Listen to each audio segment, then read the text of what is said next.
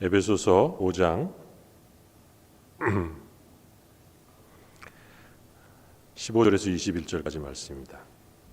우리 한 절씩 교독하도록 하겠습니다. 한 절씩. 그런즉 너희가 어떻게 행할지를 자세히 주의하여 지혜 없는 자 같이 하지 말고 오직 지혜 있는 자 같이 하여 세월을 아끼라 때가 악하니라. 그러므로 어리석은 자가 되지 말고 오직 주의 뜻이 무엇인가 이해하라. 오직 성령으로 충만함을 받으라.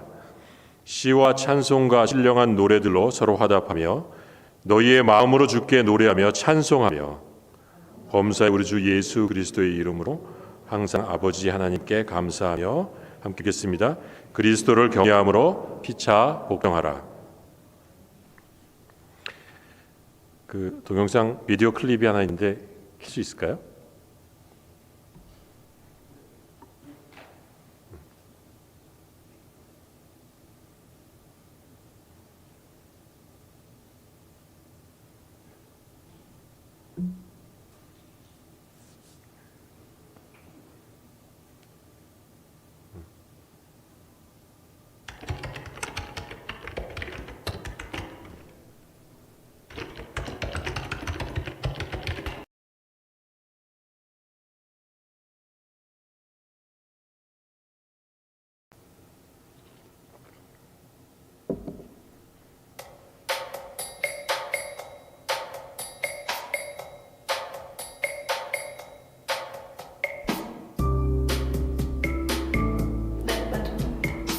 예, 만족합니다.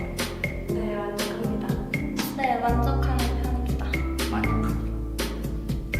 대체적으로 만족하죠. 예, 만족합니다.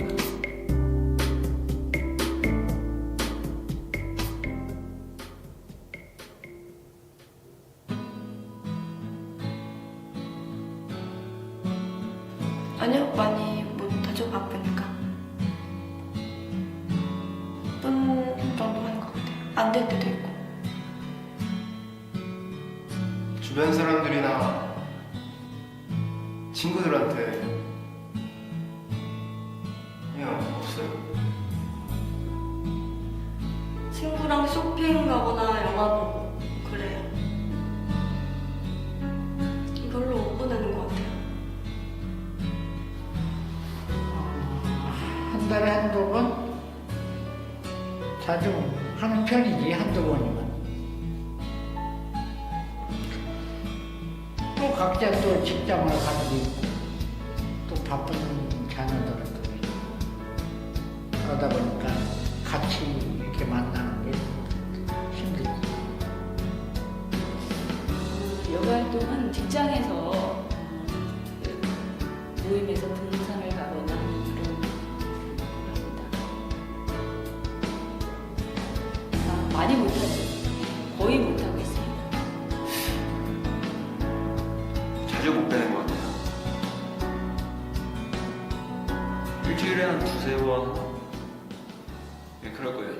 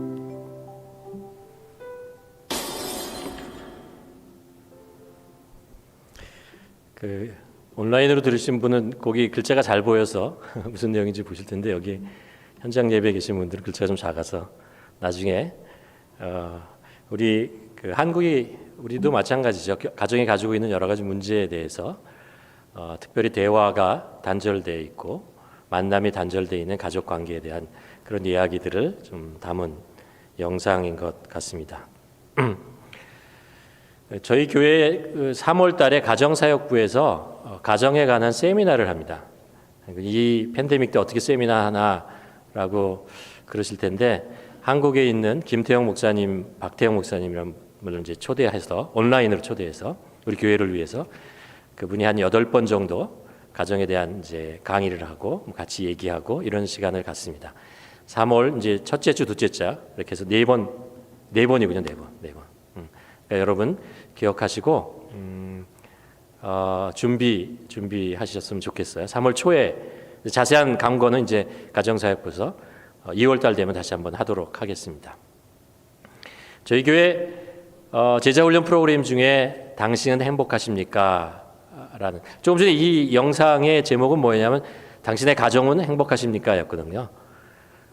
우리 교회 이제 제자훈련 이번에 시작하는 프로그램 중에 당신은 행복하십니까? 라는 질문을 가지고 이제 우리 삶에 정말 행복이라는 것이 무엇으로부터 오는가라는 것, 그런 것에 대한 이야기, 복음에 대한 예수님에 관한 이야기를 하는 그런 것입니다. 그런 질문을 우리 개인에게 한 번 더 해볼 수 있을 것 같아요. 뭐냐면 나는 행복한가? 나에게 기쁨이 있는가? 이런 질문. 만일 내가 행복하고 기쁘다고 생각한다면 어떤 이유 때문에 그러는 것인가? 라는 것을 한번 우리가 생각해 보는 시간이 되었으면 좋겠다라고 저희가 말씀을 꺼내게 되었습니다. 세상 모든 사람들이 사실 행복하기를 원하잖아요.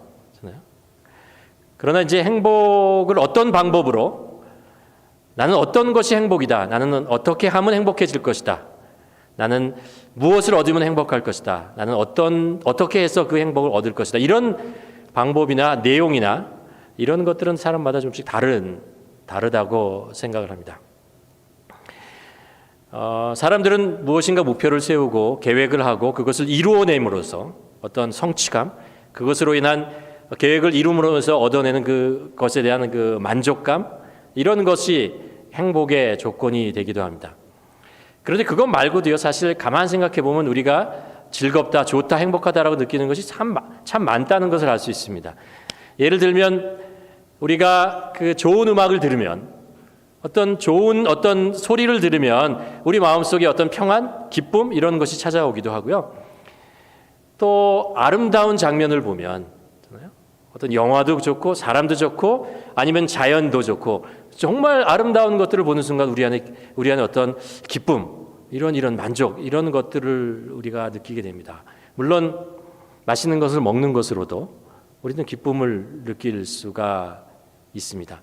또 내가 사람들 앞에서 어떤 가치, 나의 존재 가치가 인정받는 것 있잖아요. 드러나고 사람들이 그것을 인정하고 이럴 때 우리들에게 기쁨이 있는 것을 우리가 압니다. 또 마음에 맞는 사람들과 함께 시간을 보낼 때 있잖아요. 그럴 때 그 속에서 그 만남과 그 대화와 같이 있는 그 공동체 내에 있는 그 공간 안에서 우리는 기쁨과 즐거움 같은 것들을 느낄 수 있습니다. 그러고 보면 우리는 세상을 살아가면서 즐겁고 행복할 수 있는 많은 것들을 가지고 있습니다. 하나님께서 우리들이 이 세상에 살아가면서 경험할 수 있는 아주 좋은 많은 것들을 우리에게 창조해 놓으셨다라는 것을 우리가 알 수 있죠. 여러분 동의하십니까?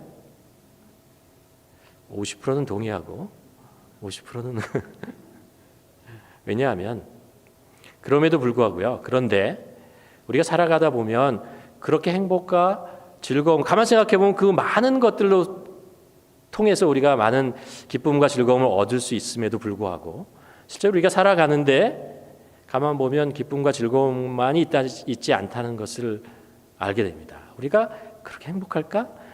그렇게 즐거울까라는 질문을 할 때 왠지 나이가 들수록 아닌가 이런 생각이 들게 됩니다. 세상에 많은 것들을 경험하면 경험할수록 아닌 것들이 참 많다는 것을 생각하게 됩니다. 그렇죠. 우리가 세상에 살아가면서 죄라는 문제와 싸워야 하고 유혹이라는 것을 이겨내야 하고 분쟁이라는 것, 다툼이라는 것, 전쟁이라는 것 이런 것들을 경험해야 되고 부족한 것, 불만족스러운 것, 불안한 것, 불평등한 것 이런 것들을 우리가 또 경험할 수밖에 없다는 것을 압니다. 또 그곳에서 오는 여러 가지 원하지 않는 열등감, 상처, 아픔, 외로움, 허전함 이런 것도 우리가 살면서 경험하게 되는 것이죠. 우리의 기쁨과 행복을 빼앗아가는 그런 예측할 수 없는 일들이 정말 많이 발생한다는 것을 알 수 있습니다. 또한 우리가 모순된 가치가 서로 부딪히면서 충돌하면서 생기는 그 고통과 파괴 이런 것들 속에 또 참 힘든 것 같아요.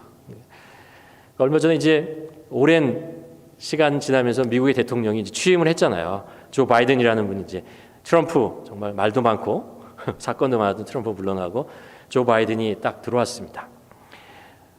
처음 들어와서 취임식 한 내용 중에 하나가 그 캐나다에서 미국 이렇게 남부로 흐르는 그 있잖아요. 파이프라인을 캔슬하겠다라는 걸 첫날 발표했잖아요. 그래가지고 알버타 주수상부터 그냥 난리가 났습니다. 지금 환경을 지켜야 된다는 것과 또 그것의 경제적인 가치를 또 창출해야 된다는 이런 것들이 부딪히는 거 있잖아요. 우리가 코로나 바이러스 때문에 우리가 건강을 지키고 생명을 지켜야 하기 때문에 록다운을 해야 됩니다. 당연하죠. 그러나 그것 때문에 경제적인 손해를 보고 손해 정도가 아니고 삶이 피폐해지고 어려워지고 내가 다시 일어날 수 있을까라는 불안 속에 살아가는 그런 사람들 그런 갈등 이런 것들도 우리가 정말 지척에서 경험하고 있는 것들입니다. 또 사람들이 가지고 있는 것보다 내가 적게 가진 것 같은 그래서 더 많은 것을 가지고 싶은 그 욕심, 집착 이런 것들이 우리에게 아픔을 주고 또 불행을 낳기도 하는 것을 알 수 있습니다. 과연 이런 세상에서 믿는 우리들은 어떻게 살아야 되느냐? 우리는 정말 행복할 수 있을까? 기쁠 수 있을까? 기쁘다고 하면 무엇을 가지고 우리가 행복하다고 얘기할 수 있을까? 무엇을 가지고 우리가 정말로 기쁘다고 얘기할 수 있을까라는 것들을 우리가 한번 생각해 보아야 할 것 같습니다. 몇 주 전부터 우리가 이제 에베소서 5장 15절 말씀을 시작으로 해서 계속 말씀을 하고 있습니다. 어떤 내용이냐면 지혜로운 자가 되라. 어리석은 자가 되지 말고 지혜로운 자가 되라는 사도 바울의 그 말씀 가지고 우리가 지혜로운 자가 되기 위해서 첫 번째 세월을 아껴야 된다라는 말씀을 드렸죠. 두 번째는 뭐죠? 우리에게 여기 있는데 어리석은 자가 되지 말고 주의 뜻을 이해하라라는 거죠. 그리고 지난주에 술 취하지 말라. 세상에 취해 살지 말고 성령에 취해 살라. 성령의 지배를 받으며 성령 충만하며 살라라는 것. 그것이 지혜로운 삶이다. 오늘은 여러분과 함께 에베소서 5장 19절에 나오는 말씀을 가지고 그럼에도 불구하고 참 기쁨을 누리고 살자라는 것입니다. 19절 말씀은 이런 것입니다. 시와 찬송과 신령한 노래로 서로 화답하며 너희의 마음으로 주께 노래하며 찬송하며. 이 불완전한 이 세상에서 참된 행복, 참된 기쁨을 누리려면 신앙인들은 어떻게 살아야 하느냐라는 질문을 우리가 해봐야 하고 하나님은 성경을 통해서 우리에게 무엇을 가르쳐주고 있느냐라는 것을 한번 우리가 살펴볼 필요가 있다고 생각합니다. 많은 것이 있지만 오늘 두 가지를 여러분과 함께 나누려고 합니다. 우리에게 어떤 변화가 있어야 된다는 거죠. 첫 번째는요. 참된 기쁨이 무엇인지 알아야 한다는 거예요. 참된 기쁨이 무엇인지를 알려면 우리의 관점, 우리의 사고의 변화를 먼저 가지고 와야 합니다. 사도 바울은 에베소서를 쓴 사도 바울은 우리가 잘 아는 대로 바리새인이었습니다. 율법을 지킴으로 구원을 얻는다라는 것에 강한 확신을 가지고 살았던 사람이고 그래서 율법을 지키는 것을 삶의 가장 큰 목표로 삼고 율법을 지켜내는 것으로 인해서 자기 마음속에 만족과 기쁨과 이런 행복 이런 것을 누렸던 사람이었습니다. 이 사도 바울이요. 그런 기쁨과 그런 것을 가지고 살다가 다메섹으로 가다가 예수님을 만나요. 그렇죠? 예수님을 만나고 나서 아니라는 걸 알아요. 내가 율법을 지키고 그것을 이루어냄으로써 내가 구원을 얻는 것이 아니라는 것을 압니다. 왜냐하면 자기가 죄인이고 이 죄를 내 스스로 극복할 수 없다는 것을 깨닫게 되는 거죠. 구원이라고 하는 것은 내 스스로 이루어내는 것이 아니고 하나님께서 나에게 주셔야 나에게 구원이 오는 것이다. 생명은 나에게 있는 것이 아니고 그래서 내가 잘 닦아서 다듬어서 그것을 나타내면서 생명이 생기는 것이 아니고 생명은 하나님으로부터 우리에게 하나님께서 통째로 주셔야 죽었던 우리 영혼을 살려주셔야 나에게 생명이 온다라는 것을 알게 되었던 것입니다. 여러분 이 말씀은요. 사도 바울이 이걸 깨달았다는 것은요. 단순히 계명을 지키게 됐다라는 이야기가 아니고 사도 바울이 깨달은 전체적인 그 깨달음의 내용은요. 인간의 능력으로 인간을 중심으로 한 인간을 위한 행복이나 구원이나 이런 것들은 이루어낼 수 없다는 것을 깨달은 것입니다. 인간 스스로 그런 것을 해낼 수 없다는 것을 깨달은 게 된 것이고 그래서 마음속에 하나님의 은혜라는 것을 알게 된 것입니다. 하나님께서 주시고 하나님께서 베풀어 주시고 하나님께서 행하셔야 우리에게 하나님의 열심히 나를 살리는 것이 나의 열심히 나를 살리는 것이 아니라는 것을 알게 되었습니다. 물론 인간의 열심이나 노력이 필요 없다는 것은 아닙니다. 그것이 필요하고 그리고 우리가 살아가는데 반드시 있어야 하는 것이지만 이 생명의 문제, 더 근본적인 문제에 있어서는 그런 것으로 되지 않는다는 것을 깨달은 것입니다. 그의 삶의 관점이 완전히 바뀌어 버리는 것입니다. 그래서 그가 사도 바울이 계속해서 얘기하는 것이 뭐냐면 은혜라는 말이에요. 은혜라고 하는 말이 가지고 있는 단어가 뭐냐면 그가 인생을 바라보는 관점이 변했다는 것입니다. 이런 것이 아니었구나라는 것을 알게 된 것입니다. 만일 내가 구원을 지켜내고 율법을 지켜서 구원을 얻어낸다면 나의 능력과 자격으로 구원을 얻을 수 있다면요. 하나님의 백성이 될 수 있다면 내가 부르는 찬양은 하나님을 찬양하는 것이 아니고 나를 찬양하는 것이 됩니다. 왜냐하면 내가 이루어낸 거니까. 내가 해낸 것이니까. 이것은 나를 찬양한 내가 기특한 것이고 내가 한 것이 대단한 것이다 라는 찬양을 할 수밖에 없습니다. 여러분 가만 보면 세상에서 이루어지고 있는 모든 찬양은 사실 인간을 찬양하는 것입니다. 인간이 해낸 것, 인간이 이룬 것을 찬양하려고 하는 것이죠. 그러나 만일 우리가 우리 자신으로 우리를 구원할 수 없고 하나님께서 우리를 구원해 주신다는 것을 알고 하나님의 은혜가 우리에 임하셔서 내가 생명을 얻고 호흡하고 살아갈 수 있다는 것을 알게 된다면 우리는 찬양을 하나님을 향해서 할 수 있는 거예요.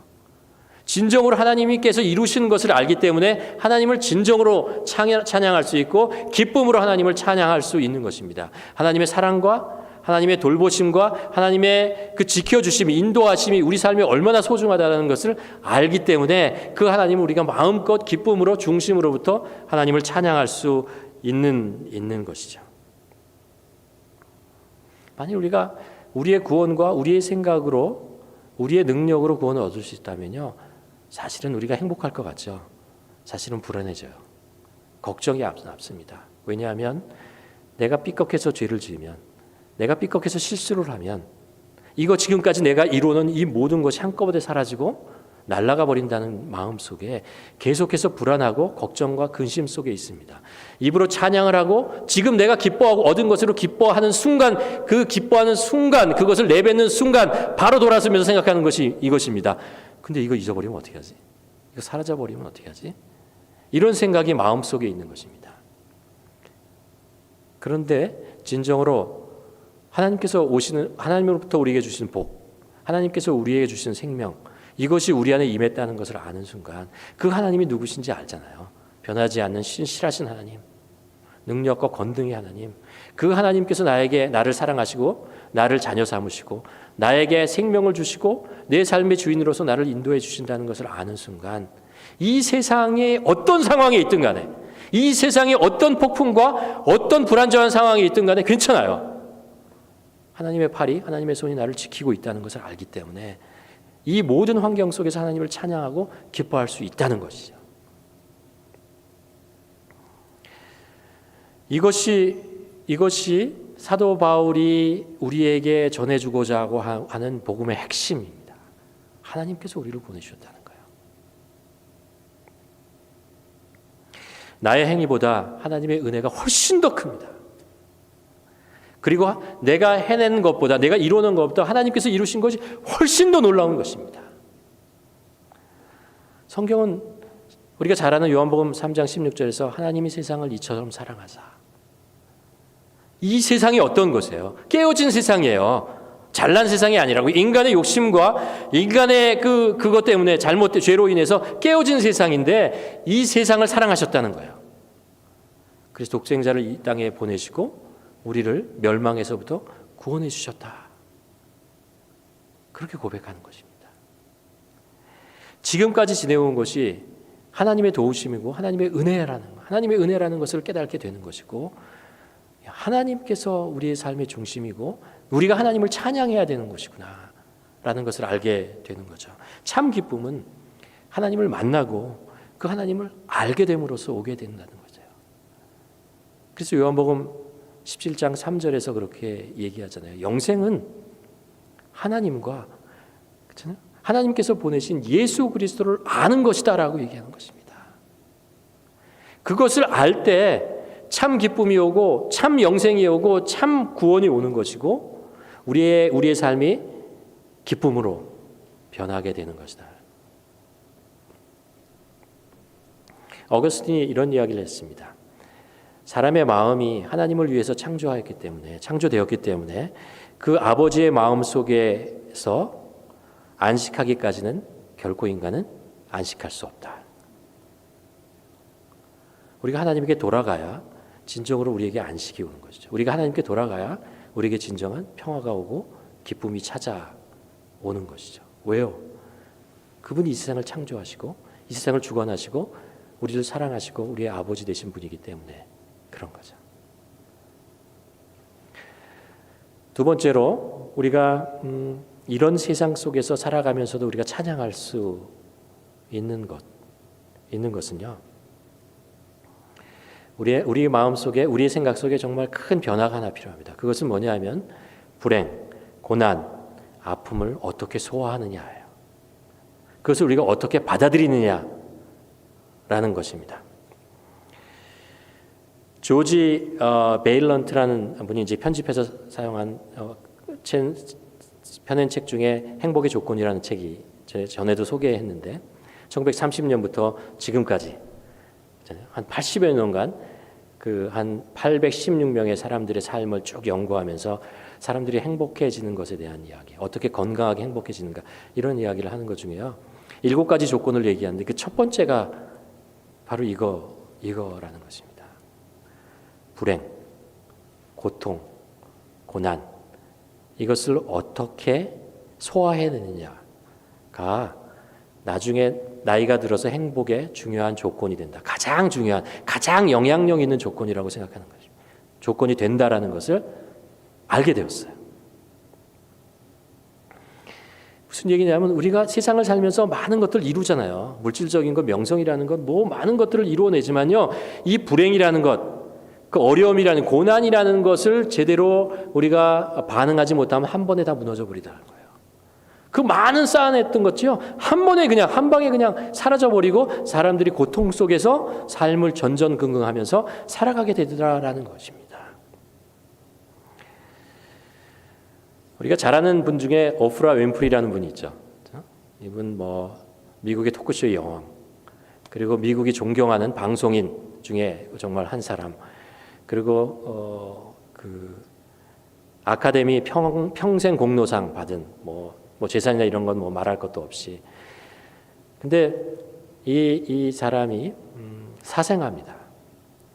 사생아로 자랐고요. 9살에 사촌 오빠로부터 성폭행을 당하고 마약에 어릴 때 빠졌을 거예요. 젊었을 때. 그리고 몸무게가 100kg 이상 나가는 고통 속에 있었습니다. 그녀가 어린 시절에 겪었던 경험과 환경을 보면 절대 행복해 줄 수 없는 환경 속에 있었습니다. 그런데 그녀는 이 모든 것들을 극복했어요. 극복해서 지금 그가 행복한 사람, 기쁜 사람으로서 많은 사람들이 영향력을 주고 살아갈 수 있었던 것이죠. 반대로 성경에 보면 가인 같은 사람은 정말 농사를 짓고 많은 것들을 가지고 있는 사람이었는데 그 제사를 드리는 것으로부터 하나님이 그의 제사를 받지 않았다는 것 때문에 나중에 이 사람이 어떻게 돼요? 그거 분노가 되고 화가 되어서 살인자가 되죠. 살인자가 됩니다. 사울 왕은 한 나라의 왕으로 모든 힘을 가지고 있었지만 한 청년 다윗이라는 청년이 자기의 정권에 어떤 위협이 될 수 있다는 불안, 걱정, 근심이 그를 정신병자로 만들어 버립니다. 금수저로 태어난 환경이 나에게 행복을 보장해 주는 것, 나중에 나에게 행복을 보장해 주는 것이 아니라는 거예요. 흙수저로 태어났다고 내가 나중에 불행해지는 사람이냐? 그렇지 않다라는 것입니다. 오히려 자라면서 겪게 되는 불행, 고난을 어떻게 이겨내는가가 비교할 수 없는 만큼 훨씬 더 큰 우리의 행복에, 우리의 기쁨에, 우리의 삶에 더 큰 영향을 주고 있다는 것을 깨달은 것입니다. 여러분 한번 생각해 보십시오. 여러분의 삶 속에, 여러분의 주위에 여러분들은 어떻게 이 어려움과 힘든 과정들을 극복해 나가셨습니까? 우리가 IQ라는 얘기를 하잖아요. 지능지수라는 얘기하고 EQ라는 얘기하잖아요. 감정지수라는 얘기하잖아요. 근데 요즘은 AQ라는 또 얘기를 하잖아요. 역경지수라는 이야기를 합니다. 우리가 어떻게 역경을 잘 이겨내느냐? 우리 주위나 아니면 상황 속에서 정말 천재, 정말 재능을 가지고 뛰어난 사람인데 역경을 이겨내지 못해서 그가 가지고 있는 모든 재능을 다 허비해버리는 그런 경우들. 정말 부모로부터 많은 재산과 좋은 환경들을 태어났는데 그 어려운 상황 하나를 극복하지 못해서 그 모든 것들을 다 파탄에 빠뜨리고 마는 그런 일들. 평화로울 때, 아무 문제가 없을 때는 별 정상적으로 왔다가 어떤 어려움 이런 것이 다 닥칠 때요. 어떤 사람은 이렇게 대처합니다. 그런 일들이 발생하면요, 그거를 발생하지 않았다고 생각해요. 나에게 그런 일은 일어나지 않았다고 생각해요. 부정합니다. 외면합니다. 아니야, 그건 나에게 있는 일이 아니야 라고 자기 스스로의 생각과 마음을 도망가요. 어떤 사람은 그런 어렵고 힘든 일이 생기면요, 다 나 때문이야. 다 내가 잘못했어. 내가 못난 거야. 이런 자기를 자책하고 우울증에 빠지고 어려움 속에 빠지고 참혹하게 자기 자신을 비관하는 경우가 있습니다. 또 반대로 어떤 사람은 그런 일이 생겨하면요, 일단 주위에 있는 사람들을 봐요. 비난해요. 저 사람 때문이야, 저 상황 때문이야, 저것 때문이야. 그리고 분노를 그냥 확 터뜨려 버립니다. 그래서 이것을 이제 디펜스 메커니즘이라고 하잖아요. 나를 방어 기제라는 것을 우리가 살아가면서, 우리가 하루하루 살아가면서 겪는 경험들을 통해서 우리의 방어 기제를 잘 만들어 가야 된다는 거예요. 잘 형성해 나가고 그것을 건전하게 만드는 사람은 그 어려움과 힘든 과정을 잘 이겨낸다는 거예요. 이겨내고 건전하게 자기와 자기의 주위에 있는 사람들에게 선한 영향력을 주도록 만들어 가지만 이 어려움 속에 이렇게 만들어가는 이 방어 기제를 잘못 만들어가면 자신을 파괴시키고 주위에 있는 사람을 파괴시켜 나가는 거예요. 주위에 있는 사람들이 괴로워요. 자신들도 괴로워지는 거예요. 그렇게 살아가게 된다는 거예요. 이런 사람들이 아무리 주위에 처음에 많은 것을 가지고 시작해도 나중에 가면은 불행하고 삶이 외롭고 답답하고 힘들어지더라라는 것입니다. 성경에 보면요, 고난에 관한 말씀이 정말 많이 나와요. 어저께 그 토요일이 되면은 오상환 목사님하고 저하고 결단 찬양에 대한 이야기를 합니다. 제가 이제 그 설교 원고를 목사님한테 드리면 목사님이 그거 설교 원고를 보고 막 고심을 해가지고 결단 찬양을 이걸로 합시다라고 그러면 결단 찬양을 해요. 근데 제가 어저께 이제 낮에 만나서 목사님에게 이런 내용이에요. 그랬더니 오상환 목사님이 그건 쉬워요. 그런 내용의 찬양은 너무 많다는 거예요. 고난을 극복하고 이겨내는 그런 찬양. 왜 그럴까요? 그게 우리 인생에, 우리 삶 속에 너무나 많이 발생하는 일이기 때문에 그렇습니다. 지혜서에 나오는 욥기와 시편의 대부분의 영역이 뭐예요? 고난에 대한 이야기입니다. 그것을 어떻게 극복하느냐라는 이야기들입니다. 아브라함, 야곱, 모세, 다윗, 선지서, 예수 그리스도 제자들 모두 다 고난, 어려운 시험 다 당했던 사람들이라는 것을 알 수 있습니다. 어떻게 고난을 받아들이고 극복할 것인가? 이 불안정한 세상 속에서 그럼에도 불구하고 내가 기쁨과 행복이라는 것, 참 기쁨과 행복을 누릴 수 있는 길은 결국 이거다라는 거예요. 이 힘들고 어려운 과정을 어떻게 내가 잘 극복하느냐라는 거죠. 우리는 어떻게 이것을 신앙으로 잘 극복하느냐라는 것입니다. 그것을 잘 형성하고 발전시키고 만들어가면 우리는 어떤 상황 속에서도 기쁨으로 찬양할 수 있다는 거죠. 우리가 빌립보서에 대한 빌립보 교회가 세우는 이야기를 우리가 알고 있지만 사도 바울이 빌립보에 가서 복음을 전하다가 감옥에 가잖아요. 그것도 좋은 일 했다가 감옥에 가요.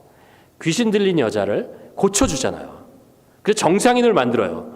근데 옆에 있는 사람이 그 귀신 들린 여자를 통해서 점을 치고 돈을 번던 사람이 손해를 보니까 이 사람이 우리 성에 와가지고 성을 혼란하게 만든다라는 그런 고발을 해서 매를 맞고 그 어두운 그 철장 속에 지하 감방 속에 갇히게 되죠.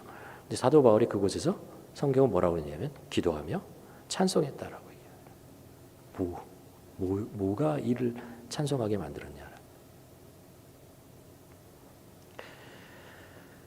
우리가 이 고난과 이 불행과 우리에게 닥쳐오는 이런 일들을 극복하기 위한 몇 가지 성경적인 가르침이 있습니다. 첫 번째는 뭐냐면요, 이거예요. 고난, 불행이 삶의 일부이며 때때로 필요한 것이기 때문에 우리에게 찾아온다는 것을 인정하라는 거예요. 다시 말씀드릴게요. 고난이나 불행이 삶의 일부이며 때때로 우리에게 필요한 것이기 때문에 우리에게 찾아온다고 인정해야 된다. 고난과 역경을 우리가 일부러 찾아다닐 필요는 없습니다. 그러나 피한다고 오지 않는 것도 아니라는 것을 인정해야 되고 누구에나 그런 일이 발생한다는 것입니다. 잘 믿는 사람, 믿지 않는 사람에게도 마찬가지입니다. 어린아이, 나이 든 사람들, 성숙한 사람에게도 오는 것이고 부자, 가난한 사람에게도 다 찾아온다는 것입니다.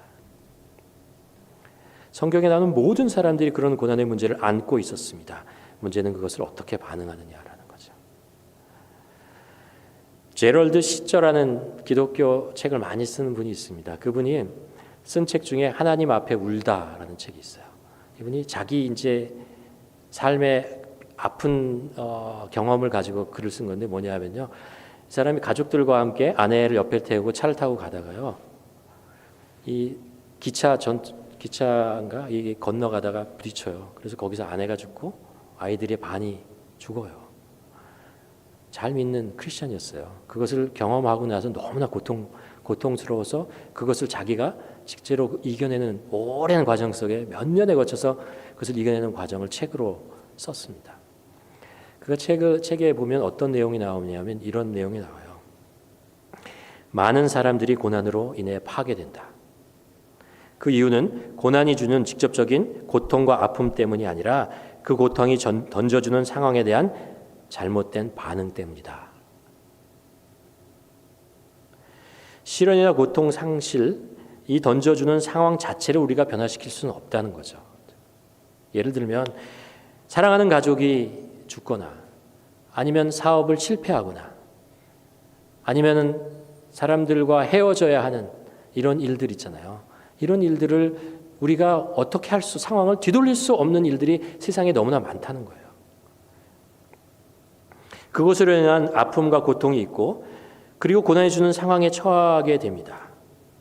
그런데 만일 그 고난이 던져주는 상황에 좌절하고 원망하고 후회하고 그리고 죄책감에서 헤어나지 못한다면 마침내 우리 안에 영혼에 더 치명적인 상처를 주고 그것은 더 큰 우리에게 삶을 파괴시킨다라는 것입니다. 시련과 고난을 이겨내는 힘든 것은 고난이 던져주는 상황을 인정하지 않으려고 하기 때문에 그런다는 거예요. 그리고 자꾸 이것을 되돌리려고 하려는 거예요. 그래서 지금 내가 결국 지금 있는 이 상황부터 시작을 해야 되는데 이 상황이 없었던 그 전부터 자꾸 무언가를 하려고 과거를 돌아보고 과거에 대한 아픔 속에 쌓여있고 그것을 안고 있기 때문에 앞으로 나가지 못하고 그 자리에 머물러 있거나 아니면 뒤로 계속해서 돌아가며 상처를 안고 괴롭게 살아갈 수밖에 없다는 것입니다. 누구도 과거로 돌아갈 수 없습니다. 우리는 앞으로 나가는 것이고 그런 면에서 이 고난과 아픔과 상처와 이런 모든 사건들을 우리가 인정할 수 있어야 된다는 거예요. 받아들이고 거기서부터 출발하고 이것이 나에게 어쩌면 필요하기 때문에 나에게 발생하는 것인지 모른다라는 생각을 해보라는 것이죠. 이런 고난과 시련과 상실을 하나님의 은혜, 하나님의 그 은혜의 품 안에서 다시 생각해 보고 이겨내는 것, 그것이 우리가 할 수 있는 것이라는 것입니다. 그래서 두 번째는 뭐냐면요, 믿음이라는 거예요.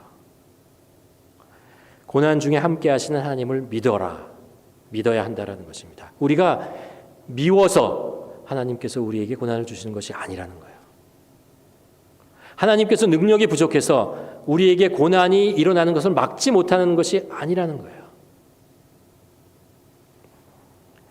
이 깨어진 세상에서 고난은 하나님께서 우리와 함께 하시는 한 가지 방법입니다. 다시 말씀드릴까요? 하나님께서 우리를 미워하셔서 우리에게 고난을 주시는 것이 아니라는 거예요. 하나님께서 우리에게 고난을 막아주실 그런 능력이 부족해서 없어서 우리에게 고난이 오는 게 아니라는 거예요. 이 깨어진 세상에서 고난은 하나님께서 우리와 함께 하시는 한 가지 방법. 우리는 이 고난 통해서, 고난 속에서 하나님을 더 깊이 만나게 되고 하나님을 더 알게 되고 하나님을 더 찾게 되고 하나님의 은혜와 사랑을 우리가 더 깊이 깨닫게 된다는 것입니다. 이스라엘 역사를 보면 이스라엘이 정말 하나님과 깊이 만났고 하나님께 다시 회개하며 돌아왔던 두 가지 긴 역사 중에 두 번의 사건이 있었습니다. 하나는 광야였고요. 하나는 바벨론 땅이었습니다. 그곳에서 그들은 광야에서 하나님을 더 깊이 만났고 바벨론에서 가서야 진정으로 회개하고 하나님의 큰 사랑을 회복하고 돌아왔던 것을 우리가 알지 않습니까? 우리가 역경 앞에 무너지지 망가지는 대신 그것을 이겨내고 극복할 수 있는 힘은 하나님께서 그 고난 중에 함께 하신다는 것을 우리가 믿어야 합니다. 함께 하시는 것입니다. 그분은 우리의 기쁜 일, 좋은 일에게만 함께 하시는 분이 아닙니다. 우리를 성공하게 하고 그리고 잘 나가게 하시는 그런 하나님뿐이 아니고 우리가 힘들고 어렵고 고통스러울 때 더 우리에게 가까이 오시고 우리들을 만져주시고 우리를 품어주신다라는 것입니다. 우리가 우리 자녀를 키워도 자녀가 잘 될 때는요, 우리가 박수를 쳐요. 잘했다. 그리고 등을 두들겨줘요. 그러나 자녀가 어렵고 힘들면요, 그 앞에 우리가 부모로서 더 가까이 가고 등을 두들겨주는 게 아니고 그게 안아주잖아요. 안아주고 싶잖아요. 하나님도 마찬가지입니다. 더 가까이 오시고 더 안아주고 싶고 더 사랑해 주시고 더 관계하시고 더 지켜주시려는 그런 하나님께서 우리를 더 가까이 계신다라는 것입니다. 그래서 시편 23편에 다윗은 그렇게 고백하잖아요. 23편 잘 아시잖아요. 그렇죠? 여호와는 나의 목자시니 푸른 풀바가 초장으로 나를 인도하신다라고 하는데 그의 내용이 뒤로 가면 그렇잖아요. 여호와 하나님은 사망의 음침한 골짜기를 다닐지라도 내가 해를 당하지 않는 거예요. 누구 나를 해치지 못한다는 거예요. 왜요? 주님께서 나와 함께 하시기 때문에 사막의 음침한 골짜기에도 하나님께서 나를 함께 하신다는 거죠. 그 다음 절에 나오는 것은 이거입니다. 내가 원수의 목전에 지금 내가 정말 위험한 상황에 있어요. 무시를 당하고 뭐 이런 상황 속에 있는데 하나님께서 나에게 상을 주신다는 거예요. 나의 상을 차려주시고 나를 대접해 주시고 나를 높여주신다라는 것입니다. 그 어렵고 힘든 상황 속에서 하나님께서 함께 하신다라는 것이죠. 우리가 찬양의 가사로도 고백하지만 하나님은 한 번도 우리를 외면하신 적이 없습니다. 여러분 이것을 믿으십니까? 한 번도 우리를 외면하신 적이 없다는 거예요. 세 번째로 고난은 우리를 더욱더 성숙하게 만듭니다. 고난은 우리를 더욱더 강하게 만들어줍니다. 에베소서의 사도 바울이 이제 3차 전도여행 때 교회를 세우게 되는데 이게 쉽게 세워지지 않아요. 사도 바울이 에베소서에 3년 반을 있게 되는데 한 번은 어떤 일이 있었냐면 에베소가 이제 신전이 엄청 우상들이 많았거든요. 그 중에서 아데미 신전이라는 것이 있었어요. 그것이 신전의 그 신상을 만들어서 파는 사람들 그런 것들이 있었는데 사도 바울이 그곳에서 이 모든 것이 우상이고 그리고 하나님만이 유일하신 하나님이다라고 창조주다라고 얘기했더니 이 사람들이 들고 일어나는 거예요. 난리가 난 거예요. 무슨 소리를 하고 있느냐. 그래가지고 스테디움에 모여가지고 난리를 피고 그렇죠. 사도 바울이 죽을 뻔했어요. 결국 그곳으로부터 더 이상 있지 못하고 떠나야 하는 그런 상황이 되었습니다. 그런데 이 에베소가 나중에 가면 갈수록 그 교회가 더욱더 성장하고 단단해져서 AD 50년이 지나면요. 그 소아시아와 그 지역의 가장 중요한 교회의 중심지로 성장하는 것을 알 수 있습니다. 고난이 에베소 교회를 더욱더 단단하고 더 견고하게 세웠다는 것을 우리가 알 수 있습니다. 전에도 한번 말씀드린 것 같은데 광야의 샘이라는 그 짤막한 그 책에 보면 이런 내용이 나옵니다. 어떤 그 여인이 이걸 쓴 그 분이 이제 작가가 자신이 경험했던 것을 얘기하는데 이런 거였습니다. 자연을 이렇게 정원을 가꾸다가 누에고치에서 나비가 나오는 것을 옆에서 관찰하게 되었어요. 누에고치에서 이제 그 고치 그거를 이제 뚫고 나오잖아요. 뚫고 나오는데 이게 너무 힘들게 나오는 거예요. 그 작은 구멍을 조금씩 내고 거기서 그냥 그 큰 몸을 쥐어짜면서 거기서 막 이렇게 나오는 거예요. 그래서 아우 저거 안쓰럽고 안타까운 거예요. 근데 거기서 탁 하나씩 나오고 쑥 날아가고 또 하나 나오고 싹 날아가는 거예요. 와. 그러다가 어떤 한 마리가 마지막에 이렇게 나오는 거 보고 너무 안쓰러워서 마음이 아파가지고 고기를 뇌고칠 가위로 살짝 잘라줬어요. 구멍을 넓혀놨어요. 그랬더니 얘가 아주 편하게 쫙 나왔어요. 그 나오자마자 날개를 쫙 펴고 날아가지 못하고 툭 떨어지더라는 거예요. 그때 이 분이 깨달았습니다. 누에고치가 거기 나오면서 그 날개 거기 부딪히면서요. 그 누에고치 껍질에 막 부딪히면서 이 날개가 강해지는 거예요. 힘을 얻고 영양분들이 날개 끝까지 이렇게 나가면서 힘이 생기면서 그래서 그것을 뚫고 나와야 그 힘든 과정을 거쳐야 비로소 날개짓하며 날아갈 수 있다는 것을 깨달았다. 고난은 하나님께서 우리들을 더 강하게 만들고 더 성숙하게 만드는 그런 길이기 때문에 하나님께서 우리에게 고난을 오는 것을 알면도 불구하고 막을 수 있음에도 불구하고 때때로 막지 않으신다는 거예요. 우리가 거치고 통과해야 되기 때문에 우리는 이 사실을 성경으로부터 너무나 많이 압니다. 모세 삶 속에서 우리가 알지 않습니까? 야곱의 삶 속에서도 우리가 알지 않습니까? 아브라함의 삶, 다윗의 삶, 다윗이 만일 그 10세의 그 왕으로서 기름을 붓고 바로 왕이 됐다고 생각해 보세요. 이스라엘 망했죠. 망했을 것입니다. 그러나 그가 정말 10여 년 동안 정말 힘들고 어려운 과정, 그것에 인내하고 그리고 많은 것들을 배우면서 30세가 되어서 왕이 되고 나서야 그가 정말 나라를 다스릴 수 있는 사람이 된 거죠. 이 고난이라고 하는 것, 그 힘든 과정이라는 것이 하나님께서 우리를 강하게 만들 수 있는, 우리가 강해질 수 있는 길이기 때문에 하나님께서 놔두시고 때로는 그것으로 가게 하시고 우리를 만들어 가신다, 빚어 가신다라는 것입니다. 시편 기자가 그렇게 얘기합니다. 고난 당한 것이 내게 유익하니 이로 말미암아 내가 주의 율례를 배우게 되었나니라. 거꾸로 얘기하면 뭐예요? 내가 고난을 당하지 않았다면 나는 하나님의 법을 무시해버렸을 것이다 라는 거예요. 그리고 내 마음대로 내 뜻대로 살아갔을 것이다 라는 것이죠. 근데 고난을 겪고 나니까 하나님의 법이 얼마나 소중한 것이고 하나님의 말씀대로 살아가는 것이 얼마나 중요하다는 것을 그때서야 깨달았다는 거예요.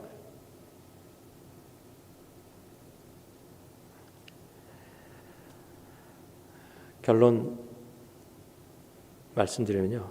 또 다른 예인데 어떤 사람이 정원을 가꾸기 위해서 땅을 막 팠어요. 하고 거기다가 자기가 좋아하는 씨들을 막 뿌렸어요. 봄에 거름 주고 막 그랬어요. 그랬더니 이분이 좋아하는 이제 나무들 그 꽃들이 막 피어나기 시작하라는 거죠. 기분이 좋았어요. 근데 거기에 원하지 않는 민들레가 자라는 거예요. 민들레가 이렇게 자꾸 자라는 거예요. 그래서 뽑았어요. 여러분 민들레 아시잖아요, 그렇잖아요. 그럴 때 얼마 전에 갔더니 또 다른 데 곳에 나는 게 또 뽑았어요. 그리고 인터넷을 찾아가지고 뭐 민들레를 없애는 거 다 연구를 했어요. 안 됐어요. 그래서 전문가에게 전화를 해가지고 물어봤어요. 야, 이거 민들레가 생겼는데 어떻게 하냐 그랬더니 그 사람이 이렇게 하십시오라고 조언을 해주는 거예요. 듣다 보니까 이미 내가 다 한 거예요. 그런데 민들레를 제거할 수 없다는 거예요. 아니, 내가 다 해봤습니다. 근데 민들레가 없어지지 않더라고요. 라고 얘기했더니 이 전문가 이분이 이런 한마디를 했습니다. 그러면요, 민들레를 사랑하세요. 그냥 사랑하십시오. 라는 이야기를 했다고 합니다. 우리가 우리 삶 속에서 고난, 힘들고 어려운 거 다 제하고 우리 삶의 편한 거, 쉬운 거 이런 것을 찾으려는 인생은 없다는 것입니다. 결코 우리는 그렇게 이 세상에서는 적어도 우리는 그렇게 살 수 없다는 것입니다. 사도 바울이 고백한 에베소 4장 19절에 시와 찬송과 신령한 노래로 서로 화답하며 너의 마음으로 주께 노래하며 찬송하라는 이 환경, 사도 바울이 지금 이렇게 얘기하고 있는, 찬양하고 기뻐하고 이렇게 하라는 그 내용이 뭐예요? 사도 바울이 로마에 감금되어 있을 때잖아요. 에베소에 있는 교회들은 핍박을 받고 있을 때예요. 그럼에도 불구하고 우리는 찬양할 수 있다라는 거예요. 우리는 그럼에도 불구하고 기뻐할 수 있다라고 얘기하는 것입니다. 우리의 감각적인 기쁨이 아니고 우리 눈앞에 보이는 쉬운 기쁨이 아니고요. 조금 이따 사라져갈 그런 기쁨이 아니고 우리 안에 영원히 누구도 빼앗아갈 수 없는 그런 기쁨이 있다는 거예요. 예수 그리스도, 영원한 생명, 하나님이 우리에게 주시는, 하나님께서 우리에게 주시는, 하나님만이 우리에게 주실 수 있는 그런 것이 우리 안에 있다는 것입니다.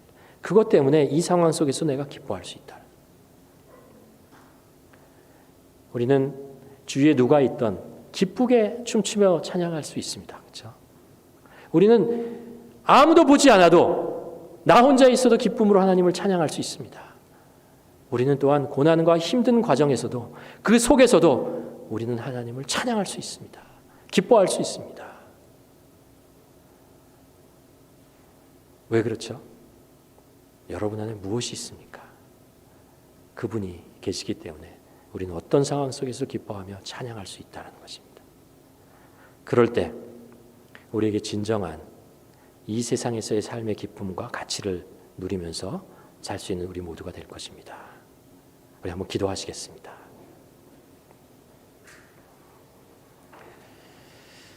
뭐 기도할까요, 우리? 나의 기쁨의 근거가 무엇입니까? 나는 언제 하나님을 찬양합니까? 한번 우리 자신 한번 돌아봤으면 좋겠어요. 내가 언제 하나님을 찬양하던가요? 내 마음속에서 우러나오는 그 찬양은 언제 나오던가요?